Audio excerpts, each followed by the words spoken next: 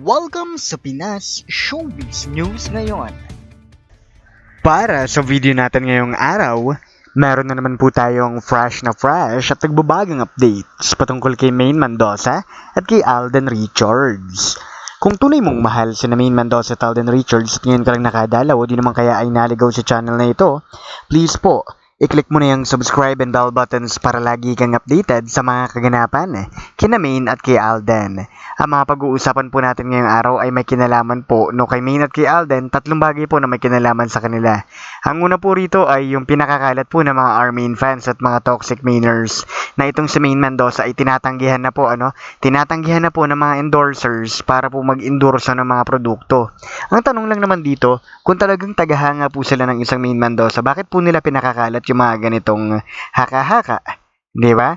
Bakit po kinakailangan siraan ng ganito sa Maine Mendoza? Ano nga bang punot dulo nito at ano nga ba ang kanilang intensyon? Mamaya po pag-uusapan natin dyan. At ang ikalawa naman po dito ay ito naman pong nakikita po ninyo mga larawan na pumapatungkol naman po kay Alden Richards. Kung saan si Alden ay talaga nga namang nakakuha na naman po ng panibago na namang endorsement shoot at kung ano-ano pang mga sobrang pinagkakabisihan sa buhay showbiz, kung saan siya nga po ay ganun pa rin, kumikita pa rin, pero bakit nga ba napakarami nitong mga proyektong bumabalik at pumupunta kay Alden Richards, mamaya po pag-uusapan natin yan. At dahil nga po kagabi nga po ito pong si Alden ay mayroon pong endorsement shoot, siguro naman po nakita nyo rin naman po na ito pong driver nila hanggang sa makarating po sila kung saan man ang destination nila, talaga pong hindi rin naman matigil ang pagkukwento na itong si Alden Richards ay kinagabihan ay talagang madaling-madali at talagang parang mayroon pong inahabol. Mamaya pag-uusapan natin yan. Sabi ko naman sa inyo basta't may kinalaman kay Maine at kay Alden, araw-araw po natin pag-uusapan ng mga bagay na yan. At kung nanood ka nga nanood ng mga video updates natin, pero hindi ka naman nakasubscribe, ano pang hinihintay mo? At kung meron pang mga tropa dyan ng mga Alden fans, papuntahin mo na dito sa ating channel. Ito pong channel nito ay para sa mga Alden fans lamang. At narito nga mga komentong napili ng aming team patungkol sa mga updates natin nitong nakaraan lamang. Unahin natin na naging komento nitong si Miss Julieta Eleptico. Sabi niya rito, good morning Mr. Pinas, correct ka dyan. Pag binalik nila ang Kalye serye, hindi kasama si Alden, tiyak ko katapusan na ulit nila. Di na sila makakaabot ng 50 years nung kasikatan ng Aldab bilang pinaghiwalay, biglang pinaghiwalay. Anong nangyari? Bagsak ang rating at nagkagulo sila, 'di ba? Pag pinasok si Panot, lalong babagsak ang rating kasi may dalang jinx si Panot at di ba nila napapansin 'yon? 'Di ba? Yung sa Daddy's Girl na nag-guest si Panot, dito magal, close agad ang show, ayaw nilang kumita ng limpak-limpak na salapi. Hanap ng bagong Aldab, pero bigo sila. Kasi nga iba't iba po talaga, iba't-iba po talaga. Hindi natin pa pwedeng isa tabi, yung mga ganyang bagay. So ngayon, bukod nga riyan, dagdag pa nga po ni Miss Julieta Eleptico, sabi niyo po rito,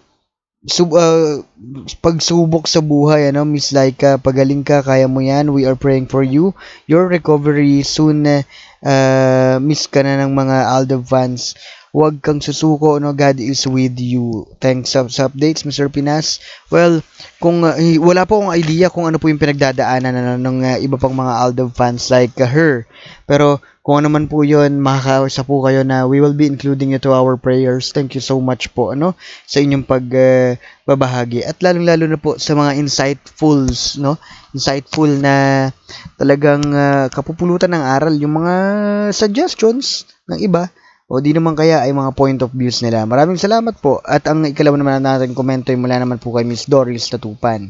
Sabi niya rito, exactly Mr. Pinas, subukan lang nilang patungtungin si Panot sa Itbulaga or sa E18, matuloy lang ang pinaplano nilang Kalye serye comeback.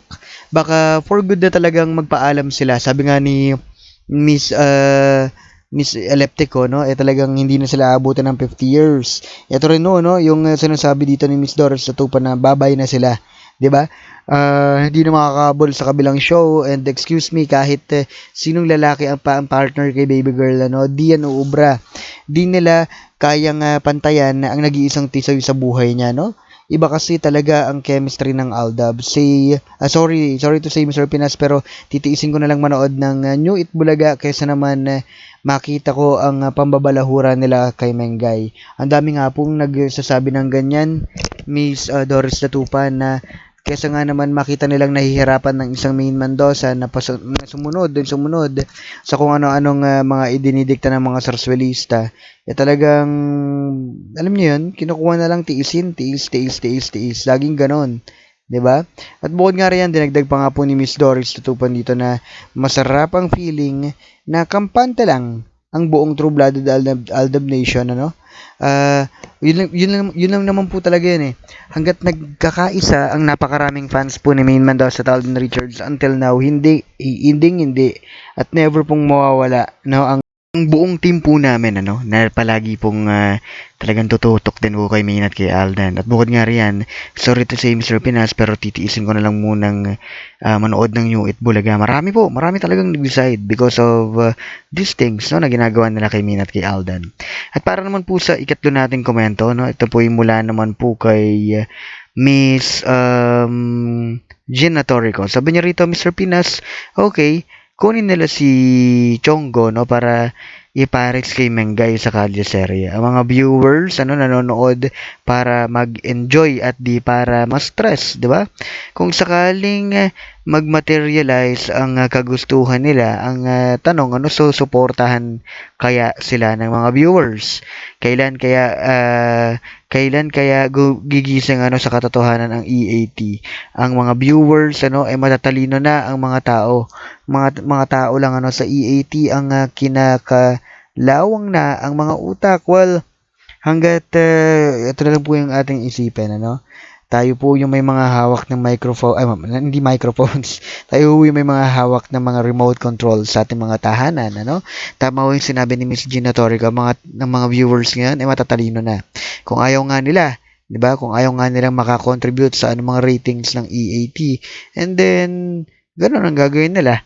'Di ba? Alam niyo na, matik na kung anong gagawin nila. Maraming salamat po sa mga nagkomento.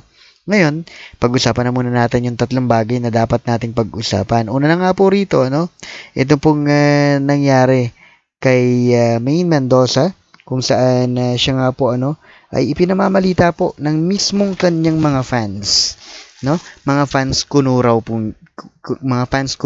niya. Narito yung mga Armin fans at mga Toxic Miners. Pinagkakalat nga po nila na sa Main Mendoza ay tinanggihan na. Bakit nga ba tinanggihan ng Main Mendoza at bakit nga ba nila sinasabi mga ganyang bagay? Ang dami po kasi naglipa na sa Twitter, ganoon na rin po sa Instagram, kung saan palagi na lang pinapanalangin na sana raw po ay si Main Mendoza ay makita nila sa endorsement shoot. Sana raw po sa Main Mendoza ay makita raw nila sa isang teleserye at kung ano-ano pang mga proyekto. 'Di ba? Kailan daw kaya mangyayari yung mga bagay na 'yon? Tulad nga po ng inyong nabasa diyan. Meron din naman nagsasabi, may mga nagre-reply po sa mga ganitong katanungan, yung mga patola po talaga. Sabi po nila, talagang si Main na mismo ang tinatanggihan ng mga produkto, Hindi na raw po talaga kinukuha si Main Mendoza dahil nga po sa mga issue at kaganapan na po pwedeng mangyari sa kanilang produkto because of Main Mendoza. Marami nagsasabi na dahil nga raw sa mga pamboboykot na ginagawa, naaapektuhan din daw.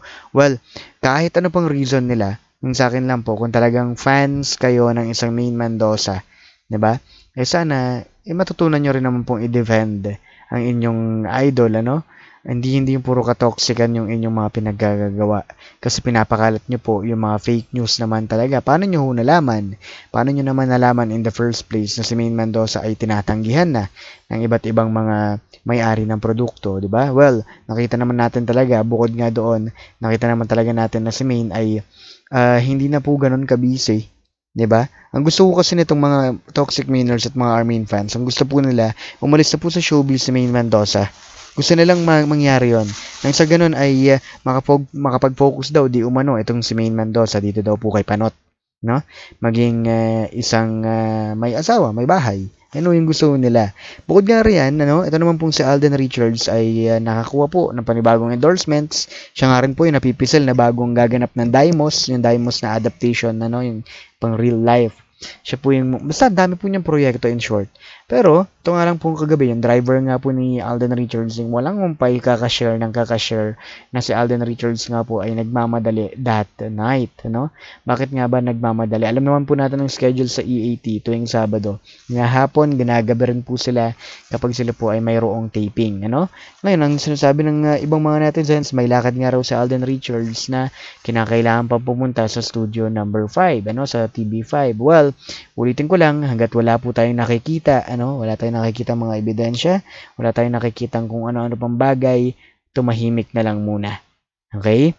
Kaya nagmamadali ang isang Alden Richards, alam na alam po yan ng mga Aldab fans, lalong-lalo na tuwing Sabado, kung bakit nagmamadali yan. Muli ito po ang Pinas Showbiz News ngayon.